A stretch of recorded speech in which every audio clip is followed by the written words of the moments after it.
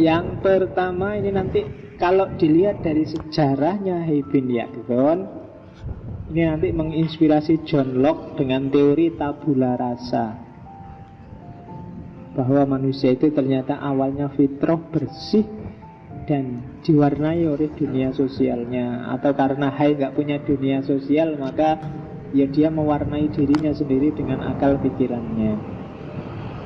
Meskipun sebenarnya di setiap diri manusia dibekali fitrah ketuhanan. Jangan khawatir, kamu nyarinya akan lebih cepat karena insting itu sudah dibawa. Dalam dirimu sudah ada benihnya. Ya kalau orang sekarang menyebutnya spiritualitas. Jadi manusia adalah makhluk spiritual. Dia bisa berpikir, dia bisa menjangkau wilayah beyond fisiknya, namanya metafisika. Jadi di luar manusia nggak bisa. Bebek, ayam, kerbau itu ya mikirnya apa adanya, yang di depannya, yang fisik, yang kelihatan. Hanya manusia yang bisa kebalik yang kelihatan. Hanya manusia yang bisa meramal, menakar mereka dan seterusnya dengan akalnya. Itu kan melampaui fisik. Kalau hewan nggak bisa. Hewan itu ya lihatnya itu ya itu. Kalau manusia panjang jangkauannya. Kok aku bisa gerak ya? Kok aku bisa? No, itu manusia. Apa yang bikin aku gerak? Dari mana gerak ini muncul? Ketika aku ngangkat tangan, ini kehendakku apa ada yang lain yang nyetir aku? Ada, itu manusia. Tapi kalau hewan nggak pernah mikir sampai ke situ. Sehingga kalau kamu nggak pernah mikir sampai ke situ, berarti levelmu masih ya. Karena cirinya manusia dengan hewan nanti cuma di situ. Nanti kita lihat ada di Ibn Tufel bedanya manusia dengan yang belum manusia. Ada pada refleksi dirinya beyond yang kelihatan saja, kebalik yang cuma kelihatan. Kalau kamu hanya percaya dengan yang kelihatan-kelihatan, berarti langkahmu masih panjang. Oke. Untuk bisa ketemu dengan fitrah ketuhanan, dengan spiritualitas yang dibekalkan tadi, ya jalannya sebenarnya alatnya juga sudah dikasih oleh Allah. Alat paling sederhana yang tiap hari kita pakai ya akal dan panca indera. Alat yang ketiga intuisi. Jadi panca indera tiap hari kita pakai. Teh ini anget, kalau diminum manis, itu panca indera. Kalau akal bilangnya, oh ini pasti tadi dikasih gula, kebanyakan enggak sih kok manisnya kayak gitu. Nah, itu akal yang bilang. Intuisi, kalau intuisi itu geraknya otomatis. Intuisi itu apa? Alat penangkap pengetahuan dalam diri manusia yang punya dua cabang. Cabang yang satu sifatnya pasif, cabang yang satunya lagi sifatnya rekolektif. Yang pasif ini yang dia sekedar terbuka dan siap menerima limpahan ilham, wangsit, apa insting macam-macam itu. Yang satu sifatnya rekoleksi. Rekoleksi itu kayak kalian yang sudah tiap hari naik motor. Itu kalau naik motor nggak pakai mikir sudah, otomatis. Itu intuitif, instinktif. Jalan sambil merem aja bisa tiap hari ke kampus pakai jalan itu kamu ngerti. Sebentar lagi, 2 langkah lagi ada jeglongan. Ada jeglongan 2. Itu bisa hafal. Intuisi pengolahan data yang sudah ada di kepalamu dan dia munculnya kadang-kadang tidak terkontrol, tidak pakai kontrol akal dan indera. Itu bagian intuisi yang satu. Sementara bagian lain dari intuisi dia sifatnya terbuka, bukan karena pengalaman tapi dapat anugerah langsung. Mungkin sifatnya wangsit, sifatnya ilham, sifatnya yang semacam itu. Jadi kita punya alat 3 besar, panca indera, akal, dan intuisi. Makanya cara kamu kalau ingin mempertajam intuisi ya satu di antara 2. Yang pertama, perbanyaklah pengalamanmu sebanyak-banyaknya, intuisimu akan canggih. Atau bersihkan dirimu sebersih-bersihnya biar dapat banyak limpahan pengetahuan dari atas.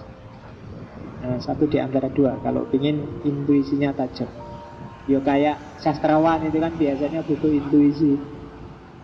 Penyair, seniman itu kan butuh banyak mengandalkan intuisi. Kalau akal dan panca indera mungkin agak berat. Nah, semakin banyak orang punya pengalaman, semakin ringan kerjanya intuisi karena dia bahannya banyak.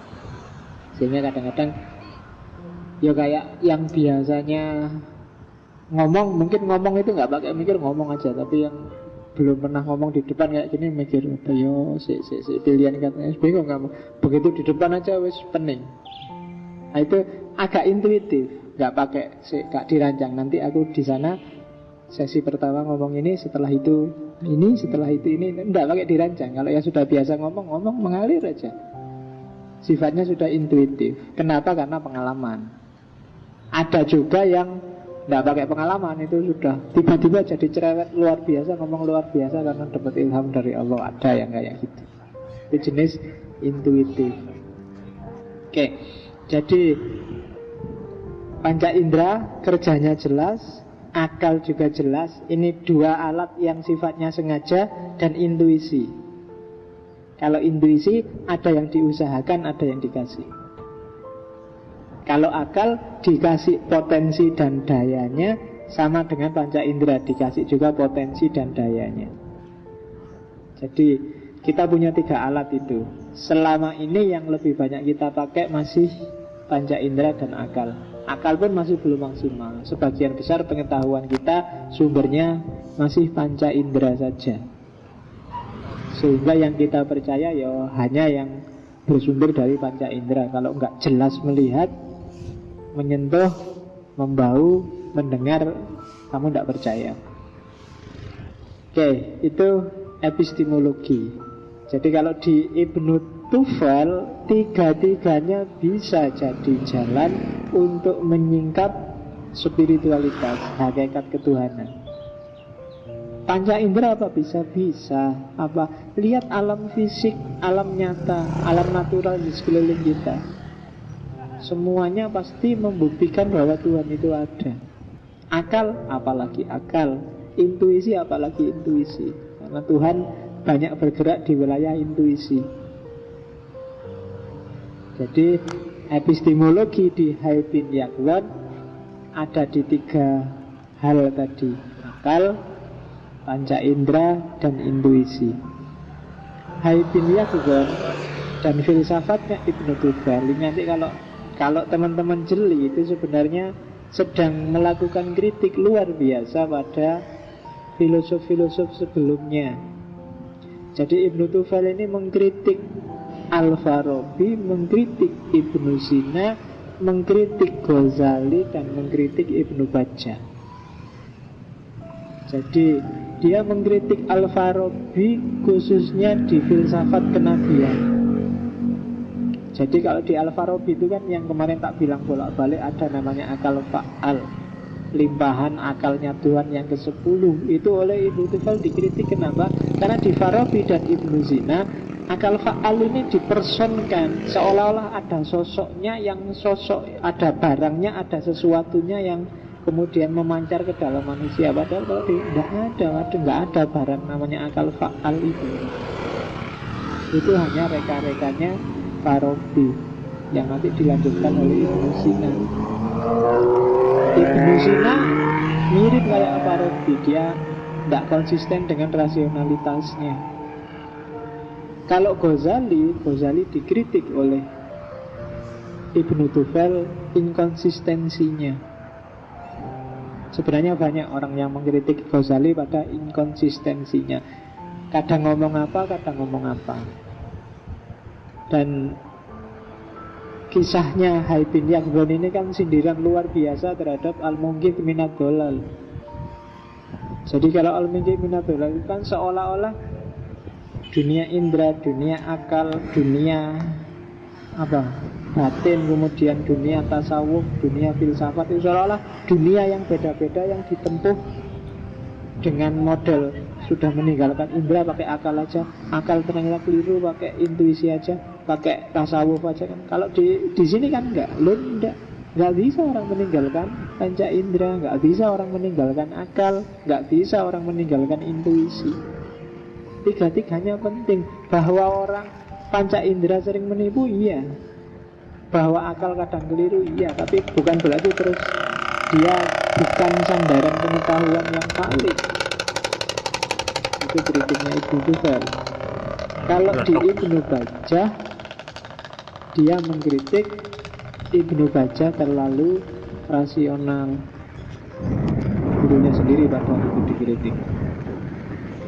Berarti kamu mengkritik gurumu, dosenmu, Pak, sampean itu terlalu rasional, Pak. Kalau Ibnu Tufel berani. Kenapa? Ada dimensi lain yang kita rasakan cuma tidak bisa dirasionalkan. Dimensi intuitif kelimpahan itu tadi. Yang kalau di Ghazali ya dimensi tasawuf, sufistik. Cuma kelimpahan itu prosesnya. Yang menangkapnya juga manusia. Dan dimensi ini nggak diakui oleh Ibnu Bajjah. Meskipun sebenarnya di antara inspirasi lahirnya Hai bin Yahya kan Tadbirul Mutawakhidnya Ibnu Bajjah minggu lalu, sang penyendiri, orang yang nyepi kemudian berpikir sendiri tentang dirinya, tentang Tuhannya, itu kan mutawakhid, lonely master. Wah, orang yang sendirian, orang yang uzlah untuk mencari kebenaran. Dan itu kan mirip Hai bin Yahya.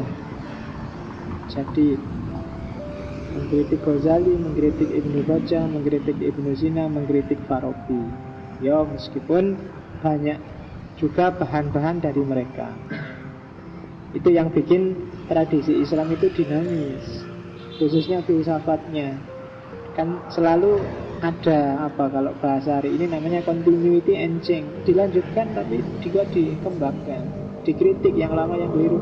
Bukan kok bergerombol-gerombol model kalau mazhab ini mesti benar, kalau mazhab ini mesti benar. Enggak. Kalau dalam tradisi filsafat modelnya saling melakukan falsifikasi. Kenapa? Karena tujuannya memang mencari kebenaran, bukan mencari massa. Beda sama fikih yang model mazhab. Semakin banyak pengikutnya kan semakin seneng. Wah, ternyata jumhur ulama kan terus orang Ratu Plaza ya. Begitu jumhur Senayan City, Ratu Plaza sebelah sana. Nah, kalau filsafat tidak ngaku model kayak gitu, yang dicari ya kebenaran. Ya kalau memang benar jumhur atau enggak jumhur ya benar. Itu beda cara berpikirnya. Itu epistemologi.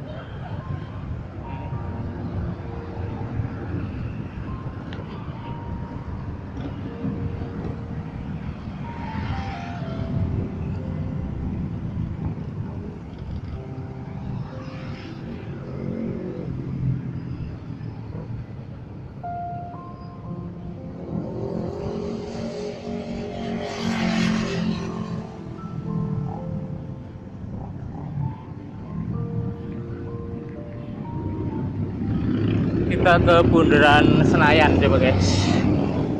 Kita lihat kayaknya Najwa Shihab di situ tuh.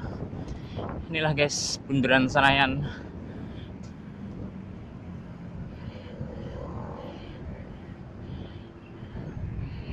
Ini yang namanya bundaran Senayan. Ikon. Duh, ada polisi, boleh nggak ya? Ada polisi lah, males ribet. Balik lagi aja lah. Asyuk, kampret. Udah tahu sepeda dikelaksonin.